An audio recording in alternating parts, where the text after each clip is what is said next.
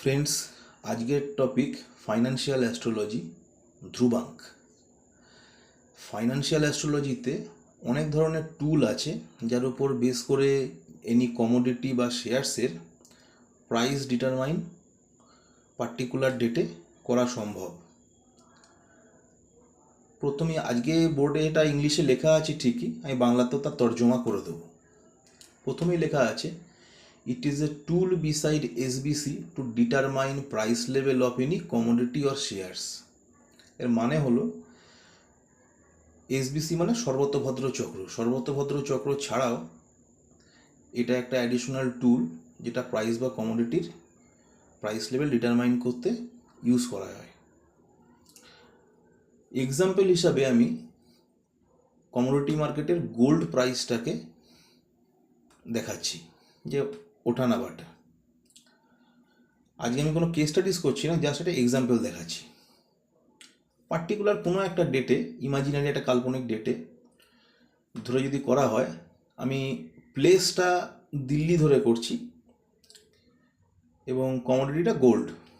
দেখুন আপনার বোর্ডে লেখা রয়েছে ধ্রুবাঙ্ক অফ গোল্ড 91, মানে গোল্ড বা সোনার যে ধ্রুবাঙ্ক আছে তার মানটা হলো 91। দিল্লির ধ্রুবাঙ্ক হলো 136। স্টার ধ্রুবাঙ্ক মানে হচ্ছে যেদিন পার্টিকুলার যে রাশিতে চন্দ্র রয়েছে সেই চন্দ্রের যে স্টার ধরা হচ্ছে সেটা পূর্ণবসু সেদিনকে ছিল কাল্পনিক ডেটে, তার ধ্রুবাঙ্ক হচ্ছে 21। সেই সময় তিথিও রয়েছে 17। তিথির মান হচ্ছে দশমী, তিথির মান হচ্ছে 17 আর তিথি হচ্ছে দশমী। ধ্রুবাঙ্ক ডে পার্টিকুলার যেদিনকে আমরা করা হচ্ছে সেদিনকে ধরা হচ্ছে বৃহস্পতিবার, তাহলে বৃহস্পতিবারের ধ্রুবাঙ্ক হচ্ছে 65। সেই এবং ধ্রুবাঙ্ক অফ দ্য মান্থ মানে সেই কী মাসে সেটা আমরা ক্যালকুলেট করছি সেটাও ধরতে হয়। যেমন ভাদ্র মাসের কাল্পনিকভাবে এটাকে ধরা হলো, ভাদ্র মাসে করা হচ্ছে, তার ধ্রুবাঙ্ক হচ্ছে 71। এবার যে সানসাইন, সূর্য যে রাশিতে রয়েছে সেই রাশিটাকে সানসাইন বলে। এই কাল্পনিক ডেটে সেই সানসাইনটা লিও, তার ধ্রুবাঙ্ক হচ্ছে 125। মানগুলো সমস্ত ফিক্সড, কিন্তু আমি ডেটটা কাল্পনিক হিসাবে ধরলাম। আর ধ্রুবাঙ্ক অফ দ্য যোগা হয় সেদিন শোভানা যোগা সেদিনকে চলছিল, এটা কাল্পনিকভাবে ধরা হলো, তার মান হচ্ছে 36। শোভানা যোগার মান 36, এটা ফিক্সড, কিন্তু পার্টিকুলার ডেটে ধরা হলো ওদিনকে শোভানা যোগ ওই টাইমে চলছিল। তাহলে দেখা যাবে যে ইফ এনি পার্টিকুলার ডেটের ক্ষেত্রে টোটাল ধ্রুবাঙ্কের যোগফল হচ্ছে 562, এটা এক্সাম্পল হিসাবে। এবার এই 562কে যদি আমরা 9 দিয়ে ভাগ করি তাহলে রিমাইন্ডার আসবে আমাদের 4, যেমন লেখা রয়েছে পরিষ্কার।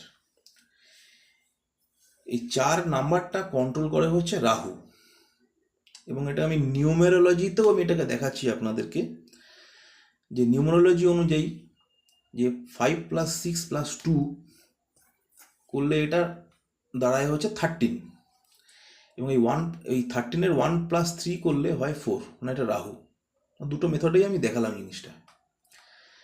এবার Rahu normally indicates up trend, but few more factors should be seen like aspects, planetary position etcetera. মানে রাহু জেনারেলি মার্কেটের আপ ট্রেন্ডটাকেই ইন্ডিকেট করে, তবুও অনেক ফ্যাক্টর দেখে নিতে হয়। তার মধ্যে একটা হলো যেরকম অ্যাসপেক্টস এবং প্ল্যানেটারি পজিশনস, কিরকম হাউসে রয়েছে, কি নক্ষত্র রয়েছে ইত্যাদি অনেক কিছুই আছে। আমি জায়গার শর্টের জন্য অল্প করে আমি দেখালাম জিনিসটা আর কি। Jupiter related to gold market, Brihaspati always related to gold market, মানে সোনার যে মার্কেট আছে তার সঙ্গে বৃহস্পতি গ্রহটা সেটাকে কন্ট্রোল করে, এবং বৃহস্পতির কন্ডিশনের উপর নির্ভর করে গোল্ডের প্রাইসটা কীরকম যাবে আর কি, আরও অন্যান্য ফ্যাক্টরের সঙ্গে।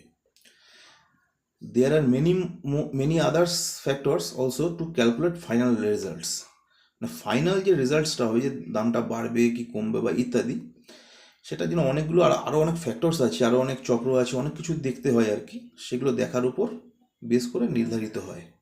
আমি পরবর্তীকালে সবটাই গ্র্যাজুয়ালি দেখাবো যে কীভাবে হয় জিনিসটা আর কি। একটা কেস স্টাডিজ করেই আমি দেখাবো, তাতে আপনাদের বুঝতে আরও সুবিধা হবে। আজকে জাস্ট আমি ফাইন্যান্সিয়াল অ্যাস্ট্রোলজির ধ্রুবক জিনিসটা একটু বোঝালাম, এবং কমোডিটি এবং শেয়ার মার্কেটের যে জিনিসগুলো হয় সেগুলোর কিছু ধারণা আমি দেওয়ার চেষ্টা করলাম। আশা করি আজকের ভিডিও আপনাদের সবার ভালো লেগেছে। নমস্কার। দয়া করে আমার চ্যানেলটা সাবস্ক্রাইব করবেন, আরও অনেক ভিডিও পাবেন।